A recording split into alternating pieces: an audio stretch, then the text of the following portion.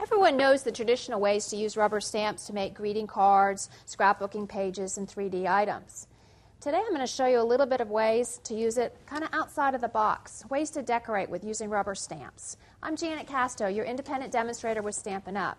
Here's one of the things I like to do, and that's stamp on fabric. When you stamp on fabric, you want to have a smooth fabric, and you want to make sure you use your craft inks. But here's a cute little purse ready to go for the beach. Another thing you can do is stamping on tile. Here's two examples of the tile. This one I've stamped on with a background stamped my monogram, and I can use this one in the kitchen. You could use it just as a decorative up on a shelf, anything you like. Now this smaller one is a little coaster size. You could put some felt pads on the back, use these as coasters. You could use them in the bathroom, put a little soap on it or something like that. And how I made this look is once I've stamped it with my craft ink, I put some embossing powder on it, heated it in the oven for a few minutes, and you've got a beautiful decorative ceramic tile.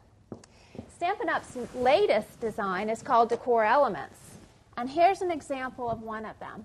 These are vinyl rub-ons. This is done on a floating frame. I do have a piece of paper behind it so you can see it. But this would make a great gift. I'm using this one as a housewarming gift for a friend who's moving soon. So be sure to step out of the box. There's many ways you can use rubber stamps to decorate. I'm Janet Casto, your independent demonstrator with Stampin' Up! And go through your home and look for some place to stamp.